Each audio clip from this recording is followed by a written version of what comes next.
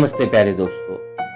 Target competitive exam के इस audio session में आज हम विद प्रोफेसर 20 पॉजिटिव वे जून 2021 के लिए इम्पोर्टेंस क्वेश्चंस और उसके आंसर को देखने की कोशिश करते हैं विद करंट अफेयर के तहत।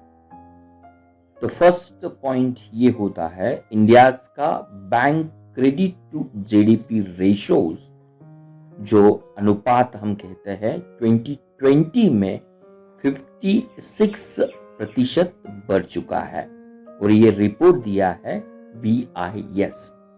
BIS का मतलब होता है बैंक फॉर इंटरनेशनल सेटलमेंट। किसी भी इकोनॉमी में अगर banks credit to the GDP ratios अगर बढ़ता है या ज्यादा होता है तो एक इंडिकेशंस होता है कि अर्थव्यवस्था में बैंकिंग क्षेत्र की सक्रिय भागीदारी होती है। तो कंपैरेटिवली अगर हम G20 नेशंस उनका अगर कंपैरिजन करते हैं तो भारत के लिए ये India's bank credit to GDP ratio ये हमेशा एवरेज से कम ही रहा है। तो 2020 के अंतर्गत according to the Bank of International Settlement BIS के तहत ये India's banks credit to GDP ratios 56% बढ़ चुका है और it indicate active participation of banking sector in the economy. Second question की बात आती है, अजित डोभाल जो हमारे नेशनल सिक्योरिटी एडवाइजर है, भारत के लिए वो राष्ट्रीय सुरक्षा सलाहकार है। अजित डोभाल ने दुशांबे DUSHANB दुशांबे, ये अगर इस सिटी की अगर हम बात कर लेते हैं तो Dushanbe is the capital of ये जो हमारे सेंट्रल एशियन कंट्रीज है, सेंट्रल एशियन कंट्रीज जिनका नाम ताजिकिस्तान है, उसके अंदर ये जो शंघाई कॉरपोरेशन ऑर्गेनाइजेशन जिसे हम SCO कहते हैं, इस SCO में जो मीटिंग हुई थी सिक्योरिटी काउंसिल के बारे में, उन्होंने इसमें भाग लिया था। तो अजित डोभाल राष्ट्रीय सुरक्षा सलाहकार, उन्होंने ताजिकिस्तान की कैपिटल दुशांबे में जो शंघाई निगम संगठन या शंघाई कॉरपोरेशन ऑर्गेनाइजेशन की जो सिक्योरिटी काउंसिल सेक्रेटरीज की मीटिंग हुई थी, उन्होंने इसमें भाग लिया था। अगर SCO की बात आती है तो इंडिया एंड पाकिस्तान 2017 में शंघाई कॉरपोरेशन ऑर्गेनाइजेशन के एक परमानेंट मेंबर भी बन चुके थे। SCO की स्थापना 2001 में हुई थी और SCO का मुख्यालय आज बीजिंग चाइना में है।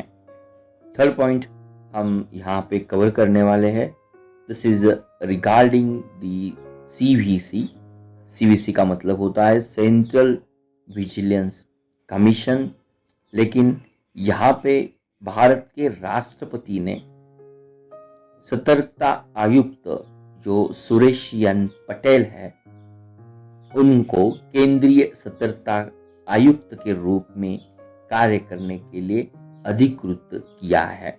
इसके बारे में ये पॉइंट हम कवर करने वाले हैं। सुरेश एन पटेल केंद्रीय सतर्कता आयुक्त होके, जो अभी ये वैकेंसी है उसको जब तक फिल नहीं किया जाता तब तक सुरेश एन पटेल भारत के लिए सेंट्रल विजिलेंस कमिश्नर की तहत कार्य करेंगे। अगर सेंट्रल विजिलेंस कमिश्नर की या कमीशन की बात आती है तो ये एक मल्टी मेंबर बॉडी है, मल्टी मेंबर निकाय है और इस निकाय में जो सेंट्रल विजिलेंस कमिश्नर उसके साथ 2 अन्य सतर्कता आयुक्त होते हैं, उनकी नियुक्ति राष्ट्रपति द्वारा की जाती है और सीबीसी की स्थापना फरवरी 1964 में जो के संथनम कमेटी थी, उस कमेटी के रिकमेंडेशन से की गई थी।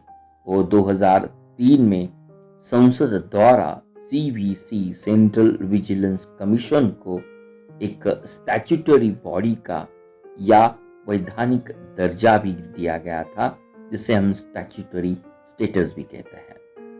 हमारे लिए one line takeaway point ये हो सकता है कि केंद्रीय सतर्कता आयोग के जो चीफ विजिलेंस कमिश्नर होंगे या जिसे हम केंद्रीय सतर्कता आयुक्त कहेंगे, वो कौन है?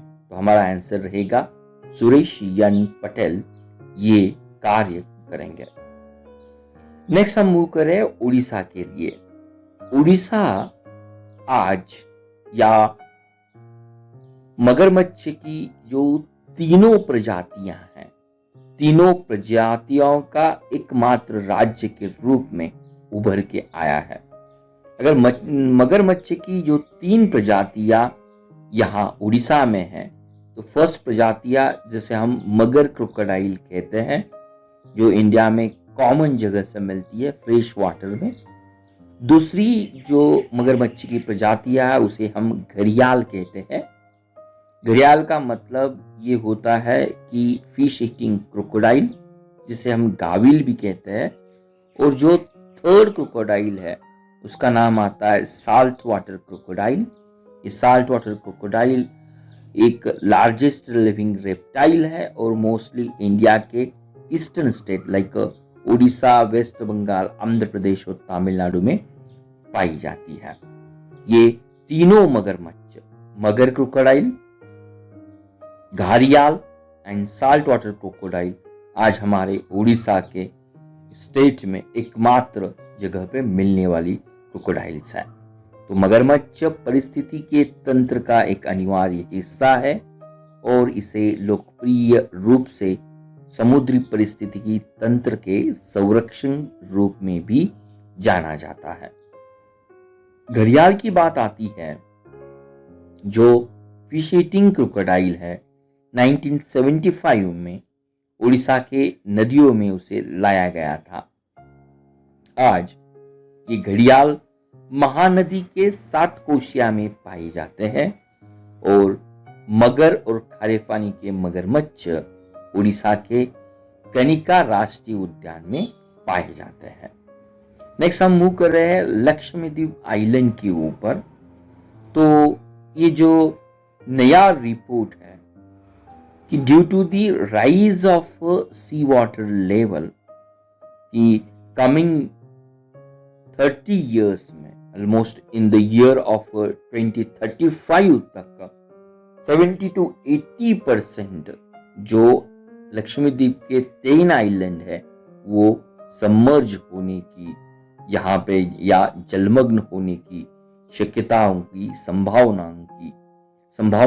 पर एक विचार यहाँ पे प्रस्तुत किया गया है। तो लक्षद्वीप द्वीप समूह 10 द्वीप अगले 30 वर्षों में जलमग्न हो सकते हैं। ये नया रिपोर्ट अभी सामने आया है।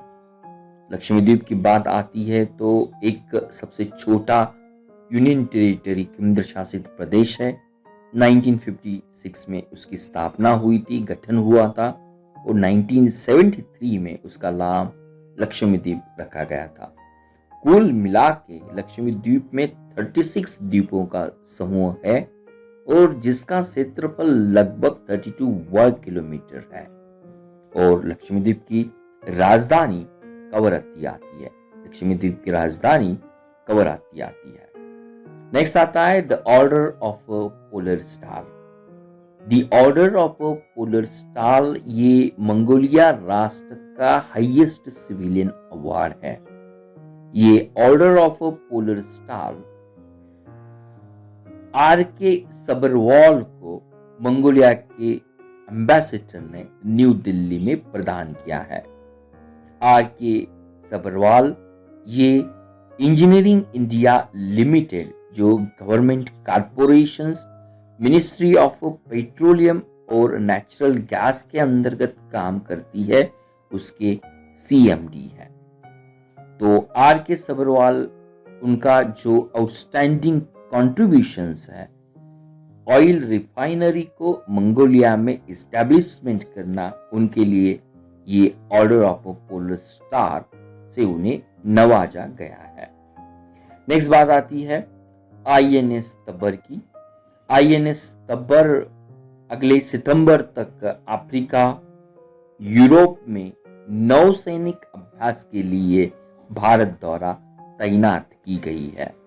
तो INS तब्बर ये यूके रॉयल नेवी के साथ एक्स कोकन, फ्रेंच नेवी के साथ एक्स वरुण और रूसी फेडरेशन नेवी के साथ एक्स इंद्र जैसे द्विपक्षीय अभ्यासों में भाग लेंगी।